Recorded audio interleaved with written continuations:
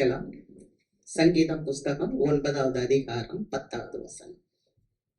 கர்த்தாவே, உம்மை தேடுகிறவர்களை நீர் கைவிடுகிறதில்லை. ஆதலால் உமது நாமத்தை அறிந்தவர்கள் உம்மை நம்பி இருப்பார்கள். கர்த்தரை தேடுகிறவர்களை கர்த்தர் கைவிட மாட்டார். ஆமென். அவருடைய நாமத்தை நம்பி இருக்கிறவர்களை, அவருடைய நாமத்தை அறிந்தவர்கள் அவரை நம்பி இருப்பார்கள். ஆமென். அல்லேலூயா. முதலாவது நம்ம நல்லா தெரிஞ்சுக்கிடணும், ஆண்டவரை நம்ம தேடுனா ஆண்டவர் நம்மளை கைவிட மாட்டார். ஆமென். ரெண்டாவது, அவருடைய நாமத்தை நம்ம அறிந்திருக்கணும். ஆமென். நம்ம பாடுறோம் இல்லையா, யெகோவா தேவனுக்கு 1000 நாமங்கள். எதை சொல்லி நான் பாடுவேன்? நம்முடைய வாழ்க்கை எல்லா சூழ்நிலைக்கும் ஆண்டவர் போதுமானவர். ஆமென். அவர் எல் ஷடாயா இருக்கிறார். அவர் சர்வ வல்லமை உள்ளவராய் இருக்கிறார். அவர் யெகோவா நிசி, நமக்கு ஜெயம் கொடுக்கிறவராக இருக்கிறார். அவர் நாமம் யெகோவா ராஃபா, நமக்கு சுகம் கொடுக்கிறவராக இருக்கிறார். யெகோவா ஈரே, நம்முடைய காரியம் எல்லாவற்றையும் அவர் பார்த்து கொள்கிறவராக இருக்கிறார். அல்லேலூயா. இதெல்லாம் அவருடைய நாமம், பெயர்கள். இந்த பெயர்கள் எல்லாம் சொல்லி சொல்லி நம்ம செபிக்கும் போது, துதிக்கும் போது கர்த்தர் நம்முடைய வாழ்க்கையில பெரிய காரியங்களை செய்கிறார். ஆமென். வானத்தையும் பூமியும் உண்டாக்கின சர்வ வல்லமை உள்ள தேவனை நாம தெய்வமாக கொண்டிருக்கிறோம். ஆமென். கர்த்தரை தெய்வமாய் கொண்டிருக்கிற ஜனம் பாக்கியம் உள்ளது. அல்லேலூயா. அப்ப நீங்களும் நானும் யாருன்னா பாக்கியவான்கள், பாக்கியவதிகள். அல்லேலூயா. இப்படிப்பட்ட தெய்வத்தை நம்ம தெய்வமா வைத்திருக்கிறோம். ஆமென். அல்லேலூயா. அவருடைய குணாதிசயம், ஆண்டவருடைய குணாதிசயம் என்ன தெரியுமா? அவர்கிட்ட வந்துட்டாலே போதும், அவர் நம்மளை அப்படியே தூக்கி சுமக்கிறார். அதனாலதான் ஆண்டவர் சொல்ற, வருத்தப்பட்டு பாரம் சுமக்கிறவங்களே, நீங்க எல்லாரும் என்கிட்ட வாங்க, நான் உங்களுக்கு இளைப்பாறுதல் தருவேன். ஆமென். அது சரீர சுகமாக இருக்கலாம், அல்லது நமக்கு மன கஷ்டத்துல இருக்கலாம். ஆண்டவர் நமக்கு மனசுல நல்ல சந்தோஷத்தை கொடுப்பாரு. சரீரத்துல பலவீனங்கள் இருக்கலாம், ஆனா ஆண்டவர் உடனே நமக்கு சரீரத்துல நல்ல பலத்தை கொடுப்பாரு. ஆமென். எந்த சூழ்நிலையாக இருந்தால், என்ன தேவைகளாக இருந்தால், அது உங்களுக்கு தான் தெரியும். அந்த தேவையை தேவன் சந்திப்பார். ஆமென். அல்லேலூயா. அவர் சந்திப்பார். நம்ம நினைக்கிற மாதிரி இல்ல, நம்மள அந்த சூழ்நிலையில இருந்து கடந்து போக பண்ணுவார். அல்லேலூயா. ஒருவேளை நீங்க நினைக்கலாம், ஐயோ நாங்கெல்லாம் அப்படித்தான் நினைக்கிறோம், ஆனா எதுவுமே எங்களுக்கு வரல. வந்தாலும் வராட்டாலும் ஆண்டவர் உங்களை மறைத்து பாதுகாத்து உங்களை ஆசீர்வதித்து சத்துருக்களுக்கு முன்பாக உங்களுக்கு ஒரு பந்தியை ஆயத்தப்படுத்தி உங்கள் தலையை எண்ணெயால் அபிஷேகம் பண்ணுவார். ஆமென். உங்கள் பாத்திரம் நிரம்பி வழியும். அல்லேலூயா. தேவ பிள்ளைகளுடைய பாத்திரம் நிரம்பி வழியும். அதனால எப்போதுமே நம்ம ஆண்டவரை தேடணும்னா அவருடைய குணாதிசயம் என்ன, அவருடைய வல்லமை என்ன, அவருடைய அன்பு என்ன அப்படின்றத குறிச்சு நம்ம தேடும் போது தேவன் நம் வாழ்க்கையில பெரிய காரியங்களை செய்வார். ஆமென். ஆண்டவராகிய இயேசு கிறிஸ்துவ ஆண்டவர் ஏன் இந்த உலகத்துக்கு அனுப்பினார்? நம்ம ஆண்டவரை தேடுறோம். எப்படி தேடுறோம்? ஆண்டவரை நம்ம பார்க்கும்போது ஒரே பாதையில இல்ல, ஆண்டவர் பன்முகத்தன்மை உள்ளவர். அல்லேலூயா. முதலாவது ஆண்டவர் இயேசுவை எதுக்கு அனுப்புறோம்? இயேசு இங்க என்ன செஞ்சார்? இயேசு 3 காரியங்கள் செய்தார். ஒன்று, இயேசுவானவர் இந்த உலகத்துல பிதாவினுடைய ராஜ்யத்தை குறித்து பிரசங்கம் பண்ணினார், நற்செய்தியை சொன்னார். அல்லேலூயா. இரண்டாவது ஒரு காரியம், இயேசு எப்போதும் அவங்க அப்பாட்ட விண்ணப்பம் செய்து கொண்டே இருந்தார், ஜெபம் செய்து கொண்டே இருந்தார். அப்ப நம்மளும் என்ன பண்ணணும்? ஜெபிக்கிற பிள்ளைகளாகவே இருக்கணும். நம்மளும் நற்செய்தியை சொல்லுகிறவங்களாகவே இருக்கணும். அல்லேலூயா. சில மக்கள் நான் பார்த்தீங்கன்னா துர்ச்செய்தியை வேகமா பரப்புவாங்க. அங்க அப்படி நடந்துச்சு, இங்க இப்படி நடந்துச்சு, அப்படி இப்படி. ஆனா நல்ல செய்தியை பரப்புறதுக்கு கொஞ்சம் கஷ்டப்படுவாங்க. ஆனா நம்ம என்ன பண்ணணும்னா நற்செய்தியை பரப்ப வேண்டும். ஆமென். நற்செய்தியை பரப்ப வேண்டும், எப்போதும் ஜெபிக்க வேண்டும். மூணாவது ஒரு காரியம், இப்ப ரொம்ப கடினமா இருக்கு, யாருமே அந்த உண்மையான சம்பவத்தை பேச கொஞ்சம், எல்லாரும் இல்ல, பெரும்பாலானவர் தவிர்க்கிறாங்க. என்னன்னு சொன்னா, சிலுவை சுமக்க வேண்டும். அல்லேலூயா. சிலுவையை நாம சுமக்க கற்றுக்கொள்ள வேண்டும். ஆமென். இந்த சிலுவை நம்மளை அழிக்காது, நம்மளை உருவாக்கும். அல்லேலூயா. இந்த சிலுவை பாடுகள் நம்ம கிட்ட வரும்போது இந்த சிலுவை நம்மளை அழிக்காது, நம்மளை உருவாக்கும். ஆமென். சில வழிகள் வரும் நம்ம வாழ்க்கையில, ஆனா வழிகளே இல்லாம வாழணும்னா முடியுமா? எனக்கு உயிர் இல்லாம இருந்தாதான் எனக்கு வழி இல்லாம வாழ முடியும். அப்ப வழி இல்லாத ஒரு வாழ்க்கை செத்த வாழ்க்கை. வழி வரும், அந்த வழியை பார்க்கும்போது தான் ஆண்டவரை பார்க்கணும். பாவமே செய்யாத ஒருத்தர் நமக்காக சிலுவையில ரத்தம் சிந்தினார்ல, அவர் எனக்காக இவ்வளவு பாடுகள் பட்டிருக்கும் போது இந்த வழி ஒண்ணும் இல்லை, இந்த வழியில இருந்து தேவன் என்னை விடுவிப்பார். அல்லேலூயா, கர்த்தருக்கு மகிமை. நம்ம வாசிக்கலாம் லூக் எழுதின நற்செய்தி நூல் 8வது அதிகாரம் 1வது வசனம். பின்பு அவர் பட்டணங்கள் தோறும் கிராமங்கள் தோறும் பிரயாணம் பண்ணி தேவனுடைய ராஜ்யத்திற்குரிய நற்செய்தியை கூறி பிரசங்கித்து வந்தார். பாத்தீங்களா, ஆண்டவராகிய இயேசு கிறிஸ்துவ பிதாவாகிய தேவன் இந்த உலகத்துக்கு அனுப்பினார். ஆனா அவர் வந்தபோது அவர் என்ன சொன்னாரு? பிதாவினுடைய ராஜ்யத்தை குறித்த நற்செய்தியை அவர் எல்லா இடங்களிலும் கிராமங்கள் தோறும் பட்டணங்கள் தோறும் செய்து வந்தார். ஆமே. இப்ப நம்ம விசுவாச பிள்ளைங்க, நம்ம வாழ்க்கையில நம்ம அழைக்கப்பட்டிருக்கோம். என்னைக்காவது நம்ம ஆண்டவரை குறிச்சு பேசுறோமா? ஆனா ஏசாமி அவங்க அப்பாவை பத்தி பேசிக்கிட்டே இருந்தா. கர்த்தருக்கு மகிமை. அல்லேலூயா. அப்ப நான் ஆண்டவரை தேடுகிறேன் அப்படின்னா ஆண்டவராகிய இயேசு கிறிஸ்து எப்படிப்பட்டவர் என்பதை நம்ம உணர்ந்து தேட வேண்டும். ஆமென். ஏன்னா வேதம் சொல்லுகிறது, நீங்க சங்கீதம் புஸ்தகம் 14வது அதிகாரம் 2வது வசனத்தை வாசிக்கும் போது, தேவனை தேடுகிற உணர்வுள்ள மனிதன் உண்டோ என்று பரலோகத்திலிருந்து தேவன் கண்ணோக்கி பார்த்தார். அப்ப உணர்வுள்ள மனுஷன் எப்படி தெரியுமா? உணர்வுள்ள மனுஷன் என்ன தெரியுமா? புரிந்து கொண்டு, ஆண்டவரை புரிந்து கொண்டு தேடுகிறது. அல்லேலூயா. அண்டர்ஸ்டாண்டிங், ஆண்டவரை குறித்த புரிதல். அல்லேலூயா.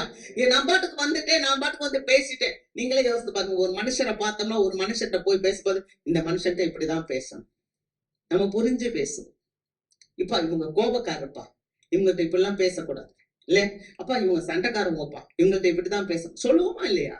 அப்ப மனுஷனையே நம்ம புரிந்து பேசும்போது நம்முடைய ஆண்டவர், நான் அதுதான் சொன்னேன், அவருடைய குணாதிசயம், அவருடைய வல்லமை, அவருடைய அன்பை நாம் அறிந்து கொண்டு புரிந்து நம்முடைய தேவன் எப்படிப்பட்டவர் என்பதை புரிந்து கொண்டு அவரை தேட வேண்டும். ஆமென். 2வது காரியம், அவர் எப்போதும் ஜெபிக்கிறவர், விண்ணப்பம் பண்ணுகிறவர். எபிரேயர் புஸ்தகம் 5வது அதிகாரத்துல வாசிக்கும் போது, அவர் மாம்சத்தில் இருந்த நாட்களில் தம்மை ரட்சிக்க வல்லமை உள்ளவரை நோக்கி அவர் கண்ணீரோடு ஜெபம் பண்ணினார். வாசிங்க அந்த வசனத்தை. அவர் மாம்சத்தில் இருந்த நாட்களில் தம்மை மரணத்தில் நின்று ரட்சிக்க வல்லமை உள்ளவரை நோக்கி பலத்த சத்தத்தோடும் கண்ணீரோடும் விண்ணப்பம் பண்ணி வேண்டுதல் செய்து தமக்கு உண்டான பயபக்தி நிமித்தம் கேட்கப்பட்டு. அல்லேலூயா. பாத்தீங்களா, இயேசுவானவர் மாம்சத்துல இருந்த நாட்கள்ல அவங்க அப்பாவை நோக்கி கண்ணீரோடு பலத்த சத்தத்தோடு தம்மை விடுதலை பண்றான். அவர்தான் சொல்லி அவர்கிட்ட இருந்து ஜெபித்து ஜெயத்தை பெற்றார். அல்லேலூயா. அப்ப பாருங்க, அவரை சிலுவையில வைக்கும் போது கூட அவர் என் தேவனே என் தேவனே ஏன் என்னை கைவிட்டீர், அவ்வளவு பாடுகள் அவருக்கு இருந்துச்சு. ஆனாலும் அவங்க அப்பாவோடு ஜெபித்தார், சிலுவையிலையும் ஜெபித்தார். அல்லேலூயா. இதை நம்ம உணர்ந்து கொள்ள, இதை நிறைய பேருக்கு இந்த வார்த்தைகளை சபை மக்களுக்கு சொல்ல கஷ்டப்படுறாங்க, பயப்படுறாங்க. ஆனா இதை நம்ம கேட்கும் போதுதான் சபையராகிய நீங்களும் நானும் உறுதிப்படுவோம். அல்லேலூயா. உறுதிப்பட முடியும். 3வது காரியம், இயேசுவானவர் சிலுவையை சுமந்தார் என்று பார்க்கிறோம். அல்லேலூயா. நம்முடைய வாழ்க்கையில வருகிற சின்ன சின்ன பாடுகளை குறித்து நாம் பயந்து போகக்கூடாது, சின்ன சின்ன தேவைகளை குறித்து நாம் பயந்து போகக்கூடாது. வாசிக்கலாம் எபிரேயர் புஸ்தகம் 12வது அதிகாரம் 2வது வசனம். அவர் தமக்கு முன் வைத்திருந்த சந்தோஷத்தின் பொருட்டு அவமானத்தை எண்ணாமல் சிலுவையை சகித்து தேவனுடைய சிங்காசனத்தின் வலது பார்சத்தில் வீற்றிருக்கிறார். ஹல்லேலூயா. இயேசுவானவர் தமக்கு முன்பாக வைத்திருந்த சந்தோஷத்தின் பொருட்டு அவமானத்தை எண்ணாமல். அல்லேலூயா. சில காரியங்களை, சில சிலுவைகளை நீங்க சுமக்கும் போது உங்களுக்கு சில அவமானங்கள் தெரியலாம். ஆனா அதை நீங்க நினைக்க கூடாது. சிலுவை சுமக்கிறதுல ஒரு நோக்கம் இருக்கும். ஆமென்.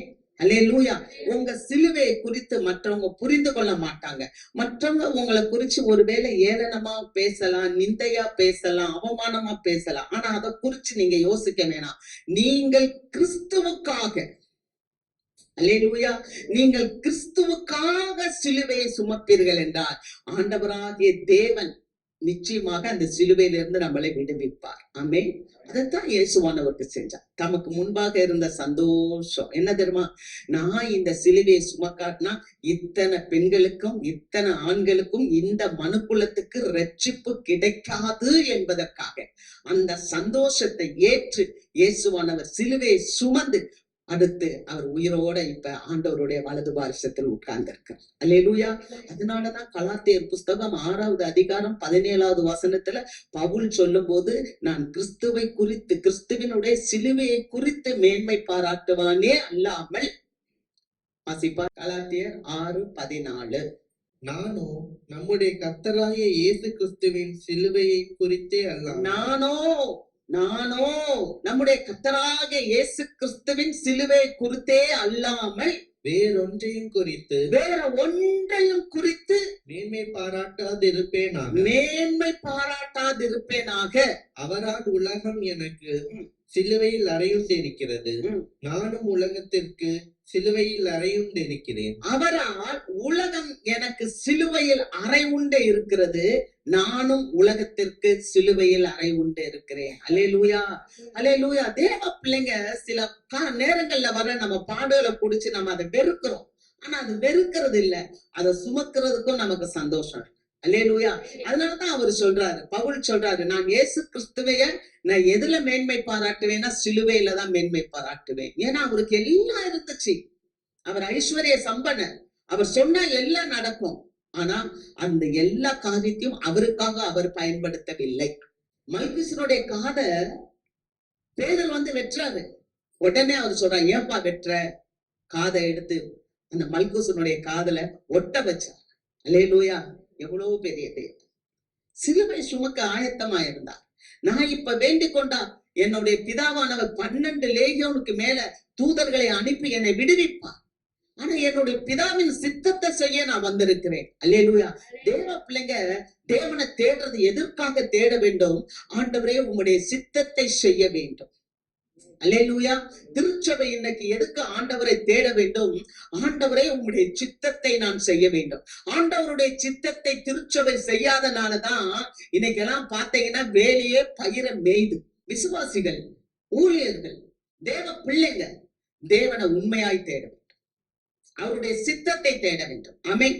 ஏன்னா ஆண்டவர் உங்களே என்னையும் பார்த்து சொல்றாரு, நீங்கள் பூமிக்கு உப்பாய் இருக்கிறீர்கள். அல்லேலூயா. நீங்கள் பூமிக்கு வெளிச்சமாய் இருக்கிறீர்கள். யார பார்த்து சொல்றாரு? சபையை பார்த்து சொல்றாரு.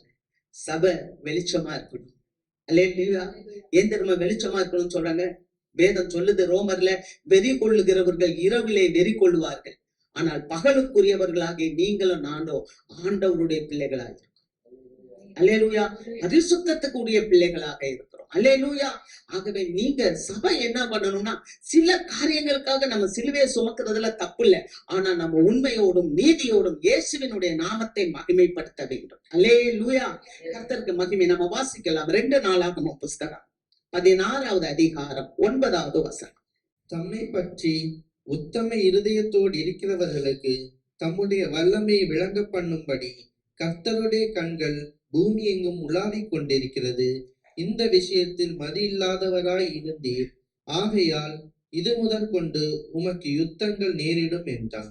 பாருங்க, தம்மை பற்றி உத்தம இருதயத்தோடு இருக்கிறவர்களுக்கு அவருடைய வல்லமை விளங்க பண்ணும்படி ஆண்டவருடைய கண்கள் பூமி எங்கும் உலாவி கொண்டு இருக்கிறது.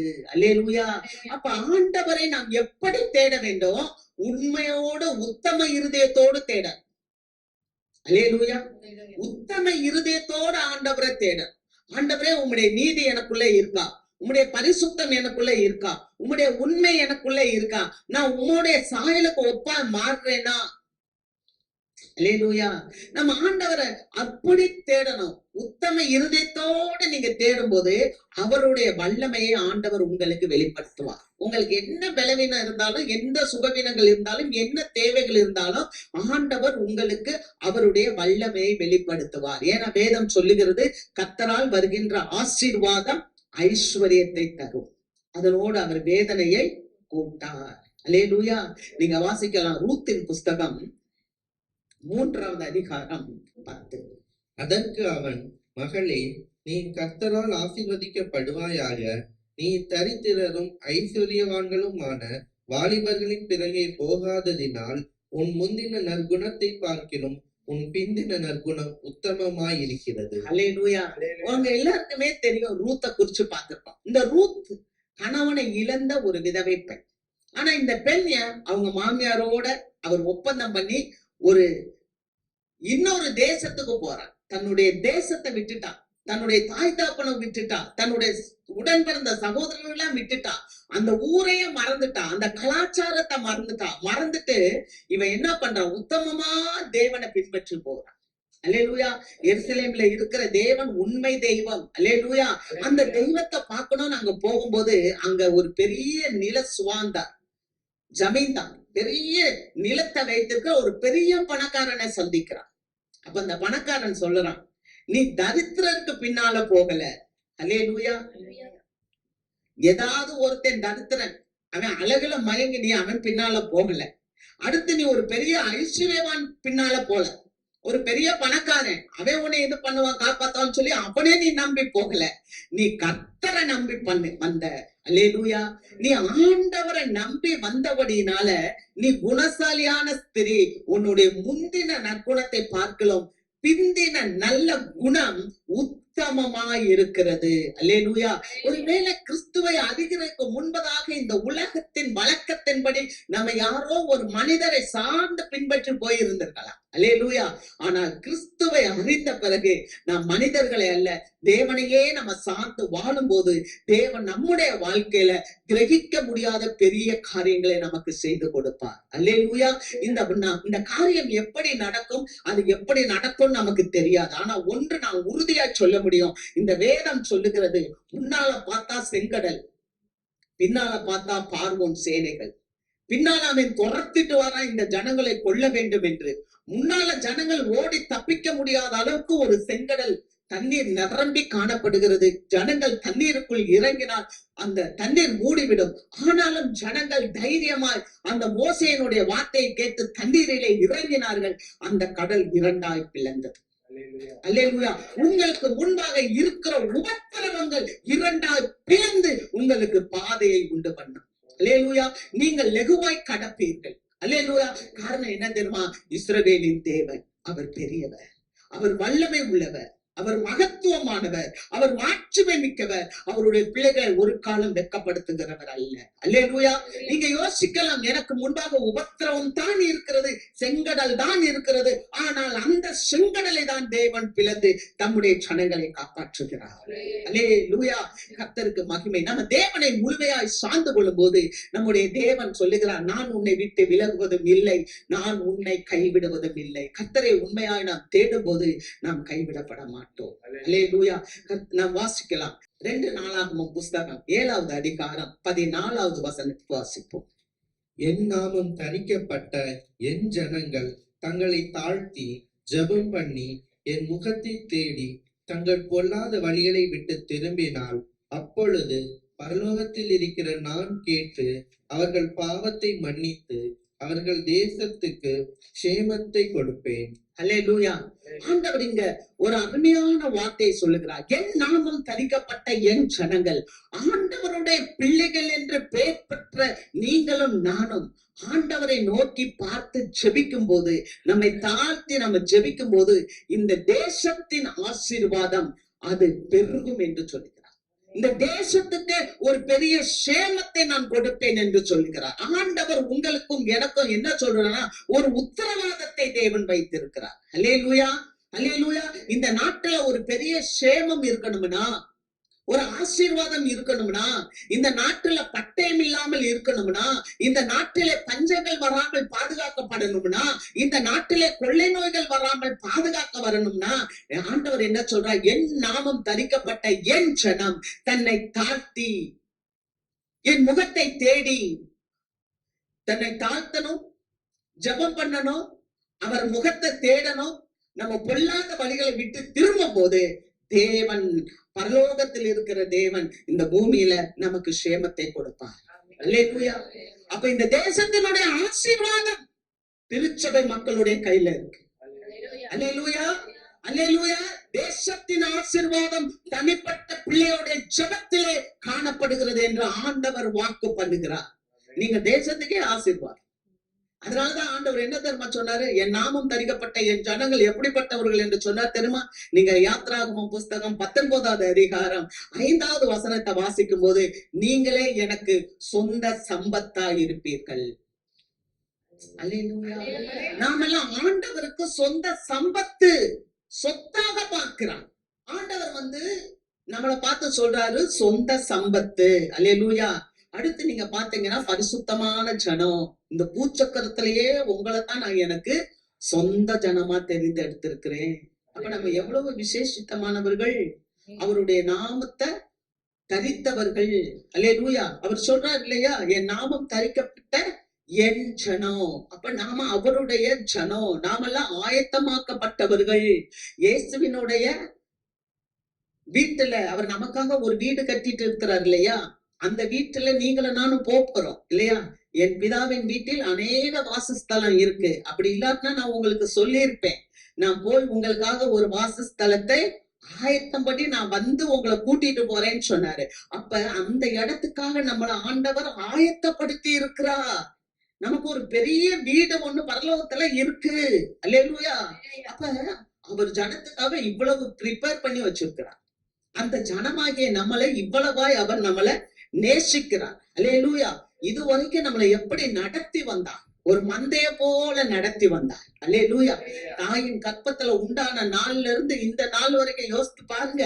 நம்ம கூட நடந்து வந்தவங்க இன்னைக்கு நம்ம கூட இல்ல. அல்லேலூயா.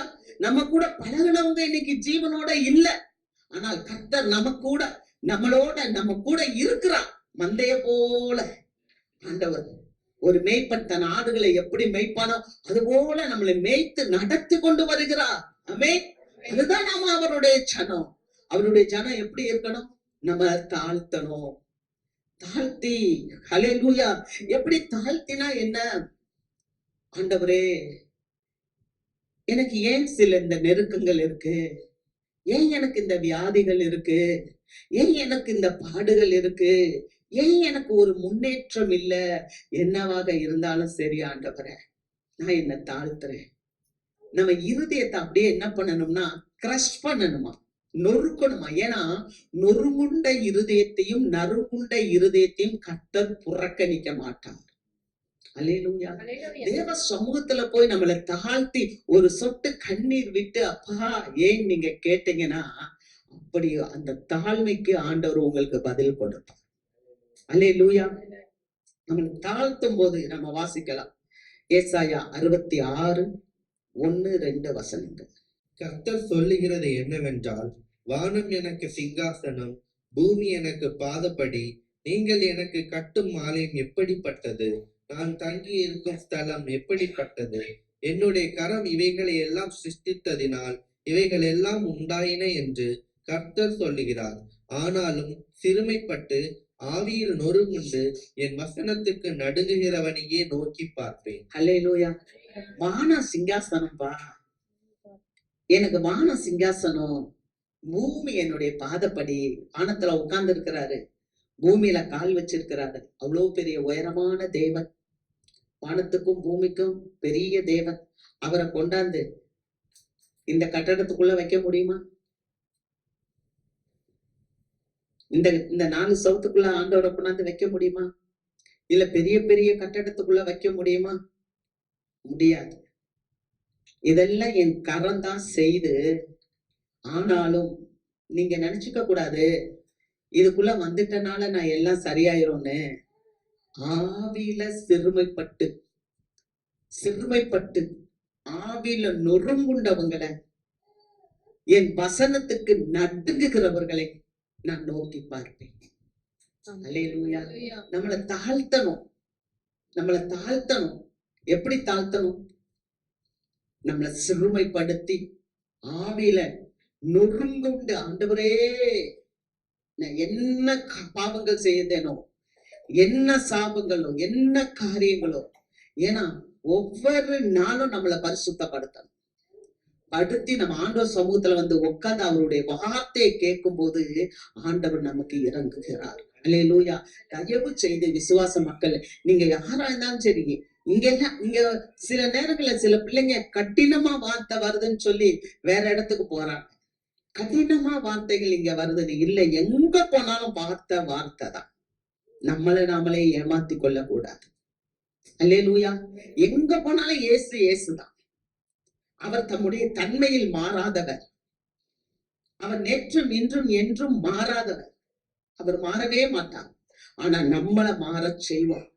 நம்மளை மாற்றும் போது ஆண்டவர் நம்ம வாழ்க்கையில பெரிய காரியங்களை செய்வார். அல்லேலூயா.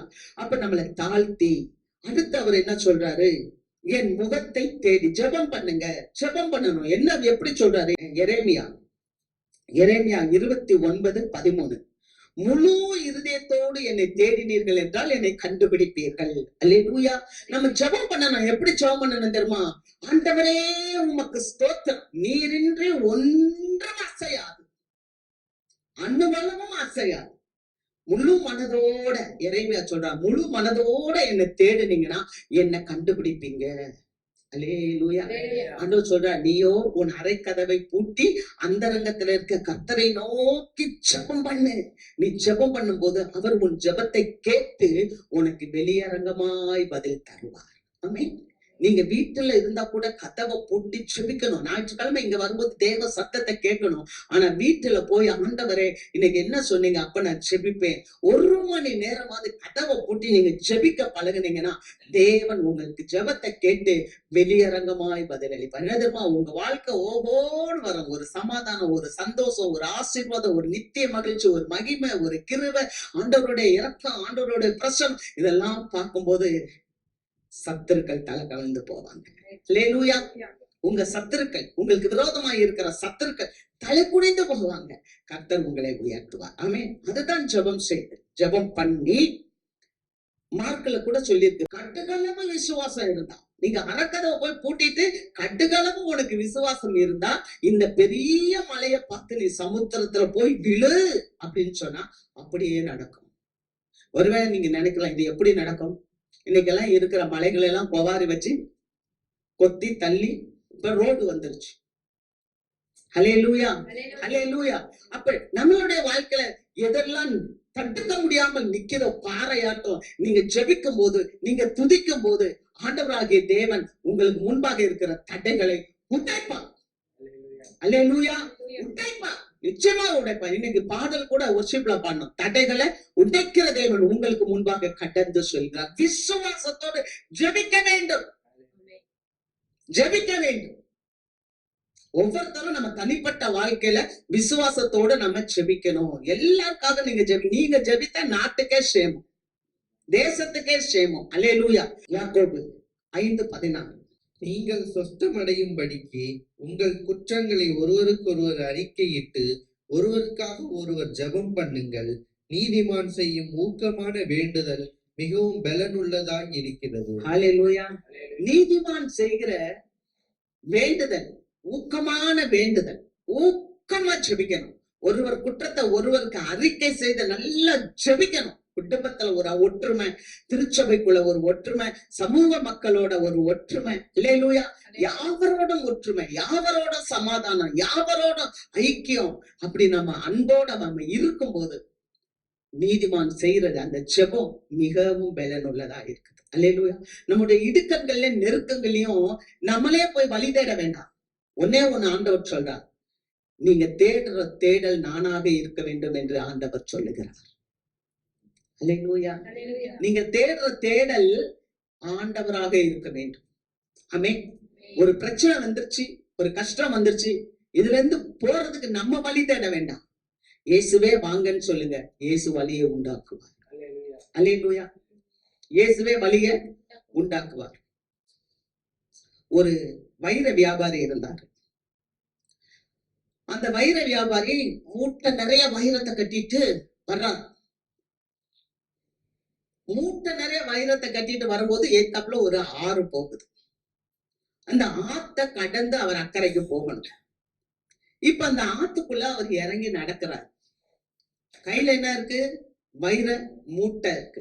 மூட்டை நிறைய வைரங்கள். அவர் ஒரு வியாபாரி. இப்ப அந்த தண்ணிக்குள்ள அப்படியே அவர் நடந்து போகும்போது திடீர்னு அந்த தண்ணி கொஞ்சம் வெள்ளம் நிறைய வந்துருச்சு. அது ஒரு காட்டாறு மாதிரி நிறைய தண்ணி வரவும் இந்த மனுஷன் கத்துறார், ஐயோ மூட்டையை காப்பாத்துங்க, மூட்டையை காப்பாத்துங்க, மூட்டையை காப்பாத்துங்கன்னு. அங்க இருந்தவங்க ஓடி வந்து அவருடைய மூட்டையை எடுத்துட்டாங்க. எடுத்துட்டு மூட்டையை எடுத்துட்டு பாக்குறாங்க, மூட்டைக்கு சொந்தக்காரர் யாருன்னு. மூட்டைக்கு சொந்தக்காரர் தண்ணி அடிச்சுட்டு போயிடுச்சு.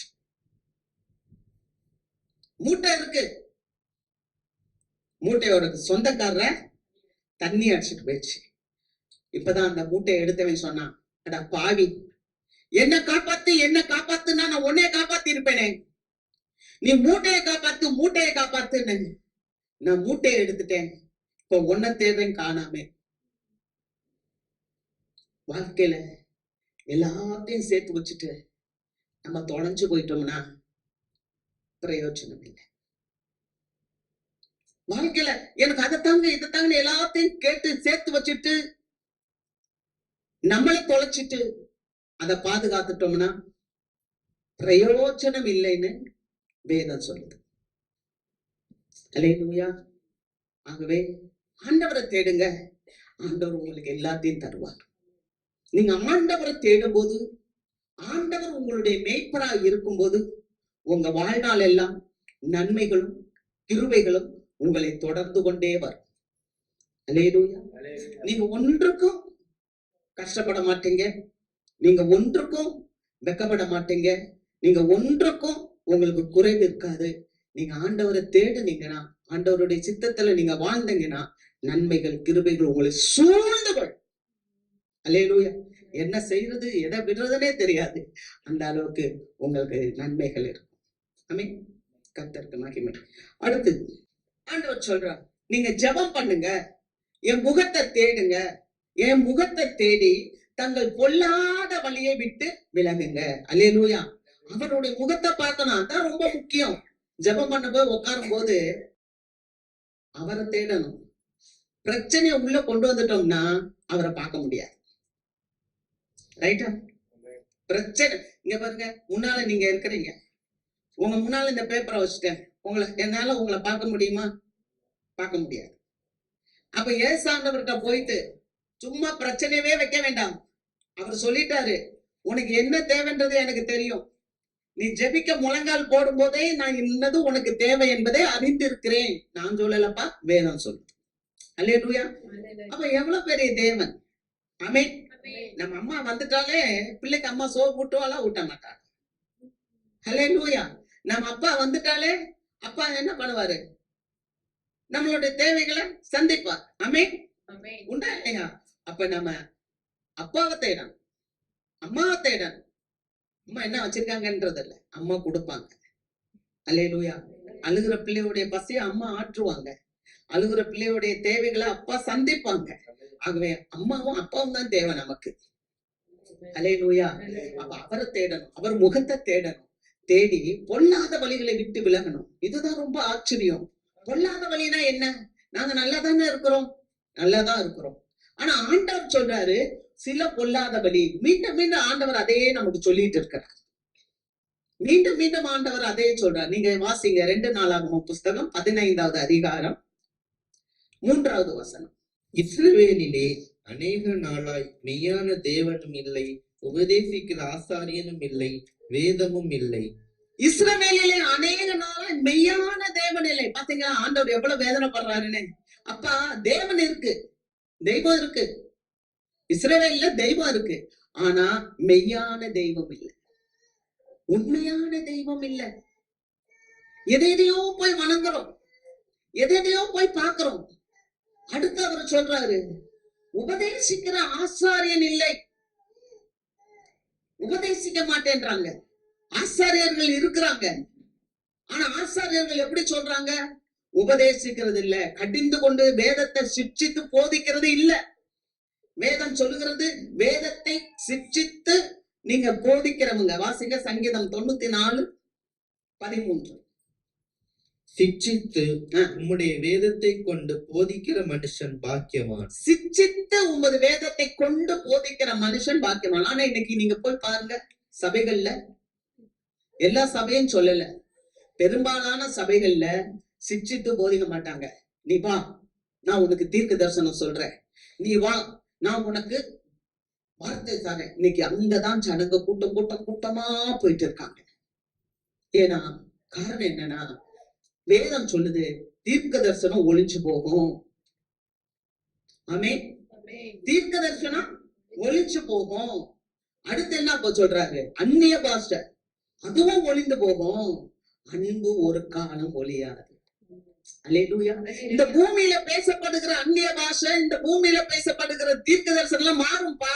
அதெல்லாம் ஒரு ஷேக் வந்துச்சுன்னா, ஒரு உபத்திரம் வந்துச்சுன்னா அதெல்லாம் நின்னு போயிடும். ஆனா அன்பு ஒரு காலம் ஒளியாது. அல்லேலூயா. அதான் இயேசு அன்பா இருக்கு. அதனாலதான் இயேசு அப்படியே தன்னை ஒப்பு கொடுத்தார். இயேசு தன்னுடைய ஜனங்களை நேசித்தான். அல்லேலூயா. இன்னைக்கு உபதேசிக்கிறவன், வேதத்தை உபதேசிக்கிறவங்க இல்ல, மெய்யான தேவன் இல்ல, உண்மை தேவன் இல்ல, ஆண்டவருடைய வார்த்தை சொல்றவங்க. வாசிக்கலாம் மீகா 3வது அதிகாரம் 11வது வசனம். அதன் தலைவர்கள் பரிதானத்துக்கு நியாயம் தீர்க்கிறார்கள். அதன் தலைவர்கள் பரிதானத்துக்கு காசு காசு காணிக்க வைக்கிறியா? ஓகே, உனக்கு நியாய தீர்ப்பு உனக்கு சாதகமா வரும். ஓ, இந்த விசுவாசி நிறைய காணிக்க வைக்கும், இந்த விசுவாசி நிறைய கொண்டாந்து கொடுக்கும், உனக்கு தான் சாதகமா பேசும். வசனம் சொல்லுது, புரிஞ்சுக்கோங்க, தயவு செய்து புரிஞ்சுக்கோங்க. அதன் தலைவர்கள் பரிதானத்துக்கு நியாயம் தீர்க்கிறார்கள், அதன் ஆசாரியர்கள் கூலிக்கு உபதேசிக்கிறார்கள். தப்புதான். அத மெய் தெய்வம் இல்லையே, காசுதான் கடவுள். அதனால ஆசாரியர்கள் கூலிக்கு உபதேசிக்கிறார்கள். அதன் தீர்க்கதரிசிகள் பணத்துக்கு குறி சொல்றாங்க. தீர்க்க தரிசனம் வரும், உங்களுக்கு தீர்க்க தரிசனம் வரும். அல்லேலூயா. ஏன் தெரியுமா? அதுவும் பணம் தான். இல்லன்னா ஓடி போயிருவீங்கல்ல. உங்களுக்கு ஏஜென்ட்டா பேசணும்னா, இந்த சபை வேண்டாம், வேற சபைக்கு போயிடுறேன். பணம். தீர்க்கதரிசிகள் பணத்துக்கு குறி சொல்றாங்க. ஆகிலும் அவர்கள் கர்த்தரை சார்ந்து கொண்டு, ஆனாலும் கர்த்தரை சார்ந்து கொண்டு, கர்த்தர் சார்ந்து கொண்டு, கர்த்தரை எங்கள் நடுவில் இல்லையோ. ஆண்டவர் சொல்றாருப்பா, கர்த்தர் எங்கள் நடுவில் இல்லையோ, தீங்கு எங்கள் மேல் வராது, தீங்கெல்லாம் எங்க மேல வராது அப்படின்னு சொல்றாங்க.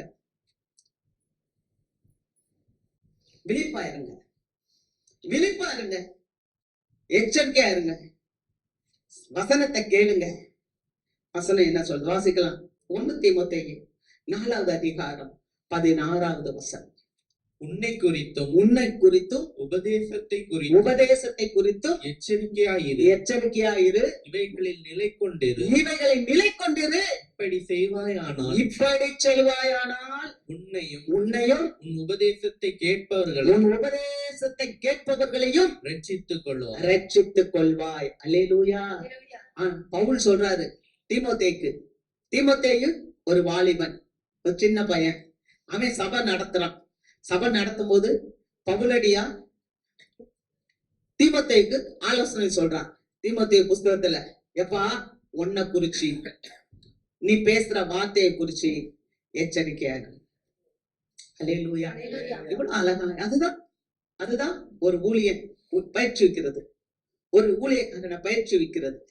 உன்னை குறிச்சு, உன் வார்த்தையை குறிச்சு நீ ரொம்ப எச்சரிக்கையாயிரு, அதுல நிலை கொண்டே இரு, நீ அதுல நில்லு. அப்படி நீ செய்வானால் உன்னையும் உன் உபதேசத்தை கேட்பவர்களையும் ரட்சித்துக் கொள்வாய். அல்லேலூயா. ஏன்னா ஆத்மா ரொம்ப முக்கியம். இந்த ஆத்மா மட்டும்தான் ஆண்டவர்கிட்ட போகும். நம்ம வச்சிருக்கிற எந்த செல்வமும் ஆண்டவர்கிட்ட வராது. அந்த ரட்சிப்பு ரொம்ப முக்கியம். அதனால பவுலடியார் தீமோத்தேய பயிற்றுவிக்கிறார். நீ ரொம்ப ஜாக்கிரதையாயிரு, எச்சரிப்பாயிரு, உபதேசத்தை கரெக்டா பேசு. அல்லேலூயா. நீ பேசி அதனாலதான் ஆண்டவர் சொல்றார், இந்த உலகத்துல நீ எல்லாம் எடுத்துக்கொண்டாலும் அது உனக்கு ஜீவன் இல்ல. அதையும் வாசித்தரலாம். லூக்கா 12:15. பின்பு அவர் அவர்களை நோக்கி, பொருளாசையை குறித்து எச்சரிக்கையாயிருங்கள், ஏனெனில் ஒருவனுக்கு எவ்வளவு திரளான ஆஸ்தி இருந்தாலும் அது அவனுக்கு ஜீவன் அல்ல என்றார். பொருளாசையை குறித்து எச்சரிக்கை இயேசு சொல்றார். ஒருத்தனுக்கு எவ்வளவு திரளான ஆஸ்திகள் இருந்தாலும் அது அவனை ரட்சிக்காது, அது அவனை காப்பாற்றாது, அது அவனுக்கு ஜீவன் இல்லை. அல்லேலூயா. அப்ப தேவ கிருபை நம்ம தேவ கிருபை சார்ந்து கொள்ளும் போது தேவன் நமக்கு தேவையானதை நிச்சயமா தருவார். அல்லேலூயா. தேவன் நமக்கு தேவையானதை தருவார். ஆனா தேவனை பொருளாசைக்காகவே தேடக்கூடாது. தேவனை ரட்சிப்புக்காக தேட வேண்டும். அல்லேலூயா. தேவன்கிட்ட வரும்போது தெய்வத்தை எப்படி தேடணும்? அவர் என்னெல்லாம் செஞ்சாரோ அதை குறிச்சு நாம தேடணும். அல்லேலூயா. கர்த்தருக்கு மகிமை. புரிஞ்சவங்க எல்லாம் ஒரு அல்லேலூயா சொல்லுங்க. அல்லேலூயா. கர்த்தருக்கு மகிமை. சரி, அப்ப நம்ம ஆண்டவர் சொல்றாரு, பொல்லாத வழிகளை விட்டு நீ மனம் திரும்பு. அப்ப நம்ம மனம் திரும்பி இயேசுவை ஏற்றுக்கொள்ளணும். இயேசுவானவரும் அதனாலதான் மரணத்திலிருந்து உயிர்ப்பித்தார். வாசிக்கிறேன் பாருங்க. அப்போஸ்தலர் 5வது அதிகாரம். இஸ்ரவேலுக்கு மனம் திரும்புதலையும் பாவ மன்னிப்பையும் அருளுகிறதற்காக அவரை அதிபதியாகவும் இரட்சகராகவும் வலக்கரத்தினாலே உயர்த்தினார். அல்லேலூயா. நமக்கு மனம் திரும்புதலையும் பாவ மன்னிப்பையும் கொடுக்கும்படி ஆண்டவராகிய இயேசுவை பிதாவாகிய தேவன் உயிர்ப்பித்து அவரை வலக்கரத்தாலே உயர்த்தினார். அல்லேலூயா. இப்ப அவர்கிட்ட வரும்போது நமக்கு பாவ மன்னிப்பு கிடைக்கிறது, மனம் திரும்பப்படுகிறோம், ஆண்டவர் நம்மளை ஆசீர்வதிக்கிறார். ஆமென். அல்லேலூயா. நம்ம இந்த காரியங்கள் எல்லாம் நம்மளை தாழ்த்தி நம்ம ஆண்டவரை தேடி நம்ம அவர் முகத்தை பார்த்து நம்ம ஜெபம் பண்ணி இந்த பொல்லாத வழிகளை விட்டு நீங்கும் போது பரலோகத்தின் தேவன் நம்ம ஜெபத்தை கேட்டு நம்ம மனம் திரும்புதலை பார்த்து நமக்கு பாவ மன்னிப்பை கொடுத்து மனம் திரும்ப செய்து நம்மளை ஆசீர்வதிக்கிறார். எப்படி ஆசீர்வதிக்கிறார் பார்க்கலாமா? முதலாவது வாசிக்கலாம். 103வது சங்கீதம் 3, 4, 5. அவர் உன் அக்கிரமங்களை எல்லாம் மன்னித்து உன் நோய்களை எல்லாம் குணமாக்கி உன் பிராணனை அழிவுக்கு விலக்கி மீட்டு உன்னை கிருபையினாலும் இரக்கங்களினாலும் முடிசூட்டி நன்மையினால் உன் வாயை திருப்தியாக்குகிறார். கழுகுக்கு சமானமாய் உன் வயது திரும்ப வாழ வயது போல் ஆகிறது. ஹல்லேலூயா. அல்லேலூயா. அவர் என்ன பண்றார்? நம்மளுடைய அக்கிரங்களை எல்லாம் மன்னிக்கிறார், நம்ம நோய்களை எல்லாம் ஆண்டவர் குணமாக்குறார். அல்லேலூயா. யாரு குணமாக்குறார்? யாரு குணமாக்குறார்? அடுத்து உன் பிராணனை அழிவுக்கு விலக்கி மீட்டு உன்னை கிருபையினாலும் இரக்கங்களினாலும் முடிசூட்டி. அவர் கிருபைங்க. நம்ம நிர்மூலமாகாமல் இருப்பது அவருடைய கிருபை, அவருடைய இரக்கம். அதை மறக்கவே கூடாது. முடிசூட்டி நன்மையினால் உன் வாயை திருப்தியா. நான் நல்லா இருக்கேன்பா. ஆமென். நல்லா இருக்கேன்பா. அல்லேலூயா. எப்படிப்பா இருக்க? அதுவா அப்படி சொல்ல, நல்லா இருக்கேன்பா. அல்லேலூயா. நன்மையினால் உன் வாயை திருப்தியாக்குகிறார். கழுகுக்கு சமானமார் உன் வயது திரும்ப வாழ வயது போல ஆகிறது. அல்லேலூயா. அல்லேலூயா. திரும்ப வாழ வயது போல ஆகிறது. ஆமென். அந்த ஆயுசுல போறது இல்ல. நல்ல ஆசீர்வாதம். பிள்ளைகளை கல்யாணம் பண்ணி பிள்ளைகளை பார்த்து இன்னும் நல்லா பார்த்து முதிர் வயதுல புஷ்டியா பசுமையா இருப்போம். ஆமென். அல்லேலூயா. அப்படியே ஆண்டவர் செய்யலாம். அதனாலதான் ஆண்டவர் சொல்றாரு, நீங்க மனுஷனுடைய தப்பிதங்களை நீங்க மன்னிச்சா நானும் உங்க தப்பிதங்களை மன்னிப்பேன். ஆமென். அல்லேலூயா. ஒருவருக்கொருவர் நம்ம மன்னிக்க கத்துக்கணும். மனம் திரும்பிட்டோம் அப்படின்னா என்னன்னா மன்னிக்கிறது ரொம்ப முக்கியம். அல்லேலூயா. நம்ம மன்னிச்சு மனம் திரும்பணும். அதைத்தான் மத்தேயு 6:14 வாசிக்கும். மனம் திரும்பிட்டா, பொல்லாத வழிகளை விட்டு நம்ம திரும்பிட்டோம்னா பரலோகத்தின் தேவன் நம்மளை பார்த்து நம்மளை கேட்டு நமக்கு என்ன பண்றாருன்னா நமக்கு சேமத்தை தருகிறார், ஆசீர்வாதங்களை தருகிறார். அல்லேலூயா. நான் பார்க்க ஒரு மீனவன், பேதுரு ஒரு மீனவன் மீன் பிடிச்சிட்டு இருந்தார். ஆண்டவராகிய இயேசு கிறிஸ்துவவே மறுதளிச்சுட்டு போனவர் தான். அவர் மீன் பிடித்தார். ஆனா ஆண்டவர்கிட்ட வந்து அவர் அழுது ஒப்புரவாகி அந்த மனம் திரும்புதல் வந்த பிறகு இந்த பேதுரு எங்க போறாரோ இவர் நிழல் பட்டு எல்லாரும் சுகமாகிறாங்க. அல்லேலூயா. அல்லேலூயா. அவருடைய நிழல் பட்டு எல்லாரும் சொஸ்தமானார்கள். அப்ப ஒரு மறுரூபம், ஆண்டவர்கிட்ட மனம் மாறி வந்த உடனே அவர் தேவனை எப்படி ஆசீர்வதிக்கிறார். அல்லேலூயா. கர்த்தரை தேடுகிறவர்களை கர்த்தர் கைவிடுகிறது இல்லை. ஒரு மனுஷன் ஆறுதல் இல்லாம இருந்தான், பிசாசு பிடிச்சு. ஆனா அதுக்கப்புறம் அவன் என்ன ஆயிட்டான்னு சொன்னா இளைப்பாறுதலா இருந்தான். வாசிக்கலாம், மார்க்கு 5வது அதிகாரம் 5வது வசனம். அவன் எப்பொழுதும் இரவும் பகலும் மலைகளிலும் கல்லறைகளிலும் இருந்து கூக்குரலிட்டு கல்லுகளினாலே தன்னை காயப்படுத்தி கொண்டிருந்தான். 15வது வசனம். இயேசுவினிடத்தில் வந்து லேகியோன் ஆகிய பிசாசுகள் பிடித்திருந்தவன் வஸ்திரம் தரித்து உட்கார்ந்து புத்தி தெளிந்திருக்கிறதை கண்டு பயந்தார்கள். அல்லேலூயா.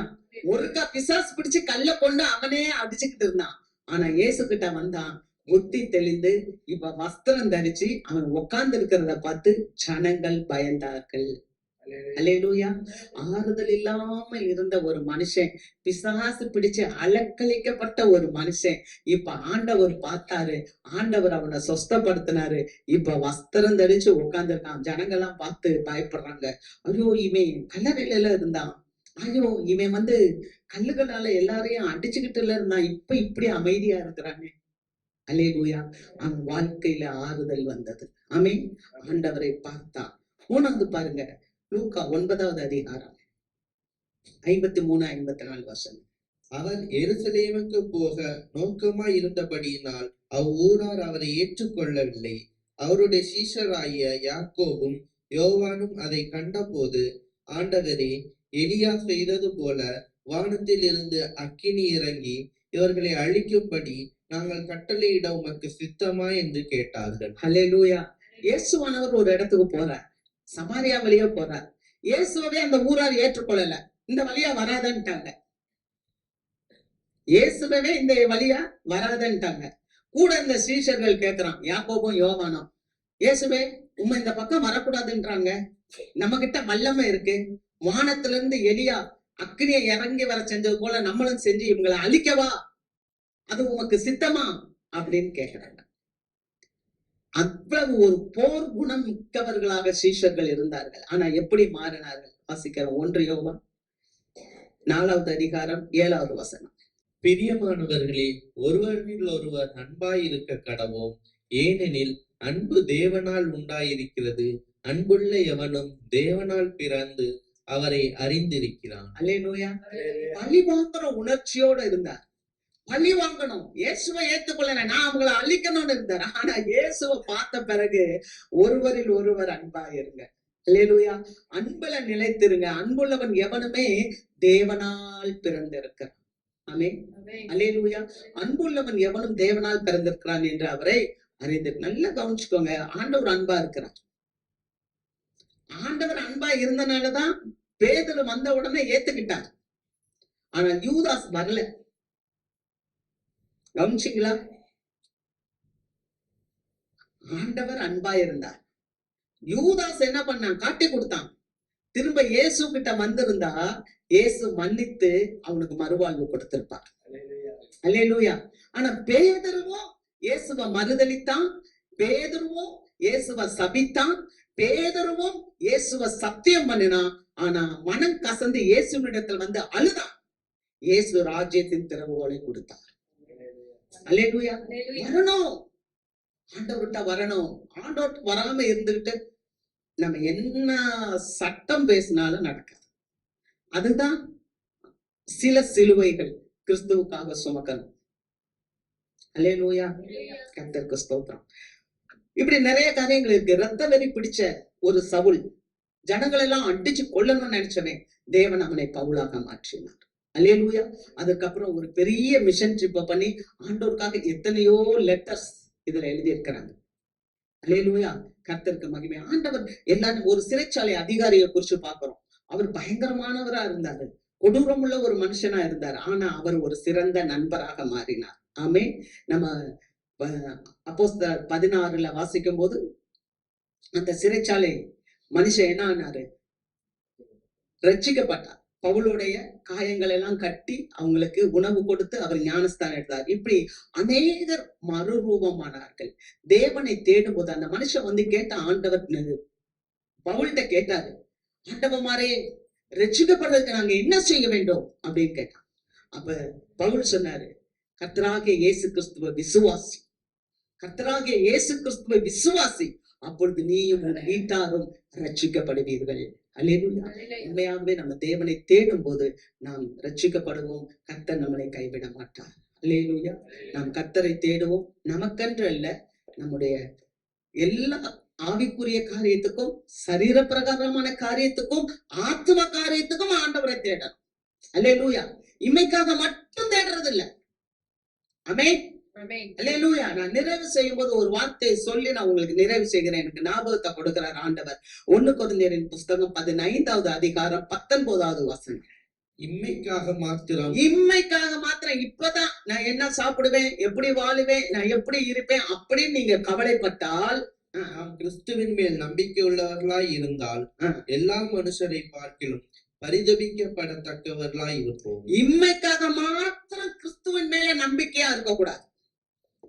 இப்ப என்ன சாப்பிடுவேன், இப்ப என்ன உடுத்துவேன், இந்த வாழ்க்கை எப்படி நடக்கும், இதுக்காக மாத்திரம் நம்ம கிறிஸ்துவின் மேல நம்பிக்கையா இருந்தோம்னா, மற்ற எல்லா ஜனங்களை பார்க்கிலும், எல்லா ஜனங்கள்னா யாரு, கிறிஸ்துவ அறியாதவங்க, அவர்களை பார்க்கல நாம பரிதாபத்துக்குரியவர்களா இருப்போம். அப்புறம் நம்ம வந்தது வீண், நம்ம ஞானஸ்தானம் எடுத்தது வீண், நம்ம ஆண்டவருடைய ஆலயத்துக்கு வந்தது வீண், நம்ம தேவனுடைய சத்தியத்தை கேட்டது வீண் இல்லையா? அல்லேலூயா. ஆண்டவரை தேடணும். எப்படி தேடணும்? இம்மைக்காக மாத்திரமல்ல, மறுமைக்காகவும் நம்ம தேடணும், நிலைவாழ்வுக்காகவும் நம்ம தேடணும். அல்லேலூயா. நம்ம என்றென்றைக்கும் மரணம் இல்லாமல் வாழணும். அந்த நிலைவாழ்வுக்காக தேடணும். ஆவிக்கும் தேடணும், ஆத்மாவுக்கும் தேடணும், சரீரத்துக்கும் தேடணும். அல்லேலூயா. கர்த்தர் நம்மை ஆசீர்வதிப்பார். நாம் எழுந்திருப்போம்.